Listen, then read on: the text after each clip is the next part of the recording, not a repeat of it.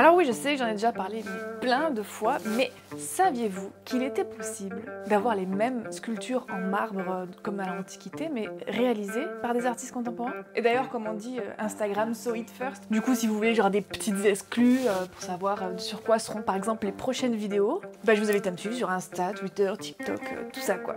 Je vais aussi pas vous parler de tous les artistes que j'ai déjà mentionnés, qui font de la sculpture en marbre. Du coup, je vais vous faire un récap rapido pour toutes celles et ceux au fond de la salle là qui auraient raté tous ces artistes.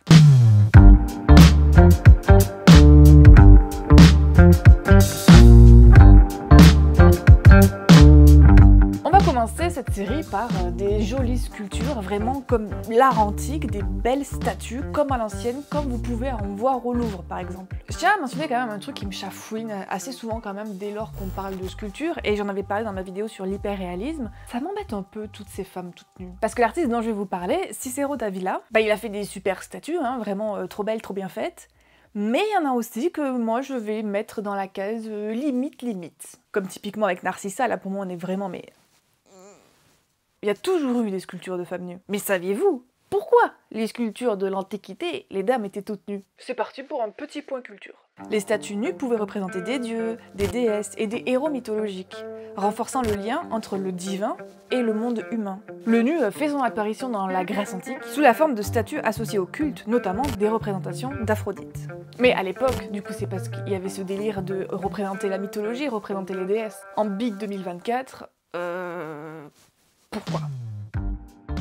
Ici, avec ce nouvel artiste, on reprend les thématiques classiques, mais cette fois-ci, il s'agit ni de Jésus, ni de Marie, ni de héros d'une quelconque mythologie. Les corps représentés sont des hommes et des femmes classiques, basiques, monsieur, madame, tout le monde qu'on peut croiser dans la rue. Avec Akhenaton Phageras, j'écorche très certainement son nom, là je vais vous montrer mon petit préféré de la série, mon deuxième préféré. J'ai gardé ma préférée à la fin, parce qu'elle rentre pas trop dans la catégorie jolie statue, mais elle rentre dans la catégorie marbre. J'ai adoré le travail de cet artiste, et bien évidemment, pour le watch time, bah, je vous la mets à la fin. Mais allez voir, c'est vraiment bien. Bien évidemment, il fait aussi des sculptures de gens tout nus, c'est la thématique de la vidéo. En marbre, évidemment, c'est doublement la thématique de la vidéo. Ici aussi, ça va être des corps plutôt réguliers. Il ne s'agit pas de représentations issues de la religion ou de la mythologie. Mais il a une petite série, pas piquée des hannetons comme on dit, où il taille dans du marbre à la main des coussins. Et là vous vous dites, non mais celle-là, il faut qu'elle arrête, elle va trop loin et tout, mais je suis désolée, ces coussins sont merveilleux. Regardez-moi cette finesse, ce détail, on dirait que c'est un vrai coussin tout léger, mais non, c'est un gros bloc de pierre en marbre. Après tous les artistes qu'on vient de voir, j'ai envie de dire, reprenez tout ça et juste... Let me add a little bit of spice. Léo Caillard, c'est un artiste français qui fait des statues en marbre. Il va être dans tous les codes des statues antiques, au niveau des représentations des corps, au niveau de comment sont faits ces corps, les cheveux, tout ça, les positions. On est vraiment dans du classique. Mais lui, son petit truc, c'est de les transformer en hipsters, ce qui est tout simplement aussi le nom de la série, en leur mettant des petits vêtements. Petit décalage moderne, ancien, on aime bien. Et il a aussi une autre série où les statues sont comme en mouvement, avec cet effet de zigzag. Et je trouve que ça rend trop bien aussi vraiment à rendre ce petit côté organique, vivant d'une statue en pierre, en marbre. J'aime bien. D'ailleurs, j'en profite pour vous montrer comment on taille du marbre, comment on taillait du marbre à l'ancienne, mais aussi maintenant avec l'évolution des technologies, comment les artistes d'aujourd'hui taillent le marbre, mais pas au marteau quoi.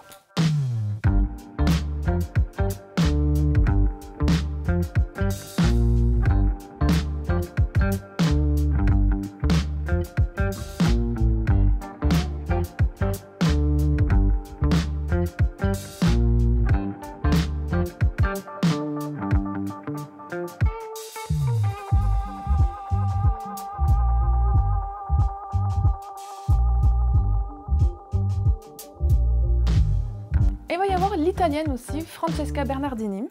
Là, on va doucement quitter petit à petit les statues d'humains pour aller vers une autre manière d'approcher le marbre. Francesca Bernardini explore les thèmes du développement personnel et de la quête intérieure, tout en abordant ceux de la maison et de la famille. Sa série suivante, Des Abysses, s'inspire de ses souvenirs d'enfance en Sardaigne, en lien avec la mer et ses créatures, soulignant l'importance du respect et de la préservation de la nature. Moi j'aime bien quand sur les statues, on n'a pas l'impression que le truc il pèse... Bon, je sais pas combien pèse le marbre, mais c'est très très lourd, des kilos, des centaines de kilos, des dizaines de kilos, des tonnes. Et t'as là ces petits trucs posés, ces petits cocons, très mignons. Mignon étant mon argumentaire, hein, pour dire que si une heure revient, c'est très poussé la recherche ici. On arrive à ma préf. J'espère que vous êtes prêts. Et voici la plus poétique de tous et de toutes, Milena Naef. C'est une artiste visuelle contemporaine qui est née en 1990, qui utilise principalement le marbre et le verre. Et je vous montre tout de suite à quoi ressemble son travail, parce que vous allez comprendre en quoi c'est super poétique. Elle explore l'espace physique et mental du corps humain, le traitant parfois de manière invisible, parfois visible, remettant en question la distinction entre sujet et objet. Son travail repousse également les limites du matériau de la pierre, défiant les perspectives traditionnelles. C'est bon, on a traité le sujet de la statue, du marbre, du contemporain. Mais voilà, c'était vraiment une petite vidéo, découverte du marbre. En fait, vu que j'en avais déjà parlé plein de fois, mais un tout petit peu, sans vraiment me concentrer entièrement sur ça, je me suis dit que ça pouvait être pas mal de vraiment faire une vidéo finale sur tout ce que j'ai pu mentionner. Sachant que ça fait 15 jours que je fais chier tout le monde sur Instagram à parler que de statues en marbre, de sculptures en marbre et de machin là. Au moins, l'arc marbre est terminé. Donc si vous en connaissez dont j'ai pas parlé et que vous voulez me mentionner pour que d'autres personnes puissent les découvrir aussi, découvrir leur travail, mettez-moi tout ça en commentaire, c'est le partage, vous donnez, je donne, on prend et tout, machin, main dans la main, on découvre plein de choses. Comme d'hab, j'espère que cette vidéo vous a plu, vous avez découvert des trucs sympas, c'était tranquillou, hein, pourquoi pas besoin de toujours se prendre la tête avec des trucs compliqués, parfois on peut juste apprécier la beauté des statues et en marbre. N'hésitez pas à partager la vidéo si ça vous a plu auprès de votre famille, de vos amis, de vos animaux de compagnie. N'hésitez pas aussi à m'envoyer des photos de vos chats, je prends. En plus des bébés moches, on n'oublie toujours pas les bébés moches, hein, c'est toujours actif. Et quant à moi, je vous dis à la prochaine.